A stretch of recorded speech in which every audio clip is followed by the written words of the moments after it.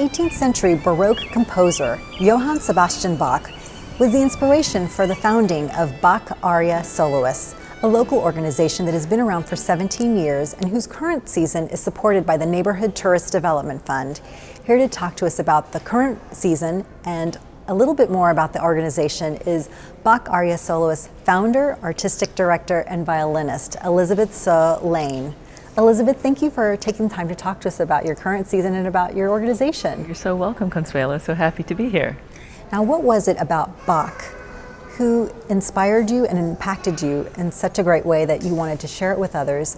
And how are you connecting an 18th century composer with contemporary musicians and different art disciplines and musical genres? Thank you for that question.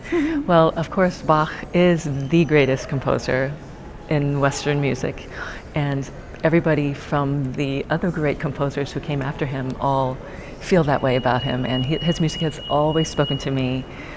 It's the most sacred, the most brilliant, the most incredible and virtuosic music that an instrumentalist can hope to play. So we feel so blessed to be centering our mission around him. But then, as you said, there are so many people who are inspired by him, and including all of us. And so what I love is multi-genre collaboration. For example, we've worked with contemporary dancers who've made original choreography to his great music, because all of his music is so dance-like. And his music has inspired, of course, other composers. We've combined with actors, and I do a wonderful educational piece with he's actually an illustrator in town, Shane Evans, but he does the role of acting for a really famous story, and we combine the music of Bach with again, like I said, with prose, poetry, dance, artists, scholars. We brought Christoph Wolff, who is known as the world's greatest scholar of Bach, to Kansas City here at the library to do a concert presenting the genius of Bach with the music of Bach. Well, and you mentioned coming to the library and performing here. You have an upcoming performance here on November 12th, which is a Saturday. That's free. Right. Can you tell us about that? It's called Notes and Letters. That's right, Notes and Letters, where we are combining prose, great prose, and great music. And it's actually very pertinent because we've selected about 5 composers, and we've done a lot of research to find the letters by these composers, and there are a couple to the composers and about the composer, but just to give the audience a little more perspective, of course we hear their wonderful art through their music, but through the letters they get to hear a little bit more about the person, maybe the context, the situation, and you really see what a workaholic Bach was and the circumstances he was dealing with his entire life, and with the multiple tasks that he was assigned in his position in Leipzig. And then, Scarlatti, there are letters from him about his son, but also letters about him from Chopin, talking about Scarlatti, he's the greatest composer, and things like that. And then we have, it was interesting, Handel. I couldn't find that much on Handel, but I did find letters that he wrote, but they were all to specific employers. So it was all very formal, and that's a kind of fascinating thing, all of the handwritten letters, to their employers, with Bach as well, from Mozart as well.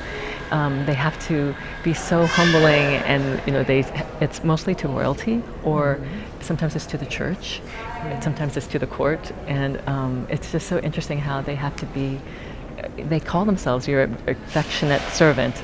I'm serving you for my entire life, and things like that. It's just so different from now. And Mozart's letters, there are many, and it's his letters are so beautiful because they're not just to employers. They're to his father, they're to his sister, they're to his wife. They're about his wife, and so we really get to learn about Mozart, the passionate person. So very personal stories. Yes, and the concert is free. Yes.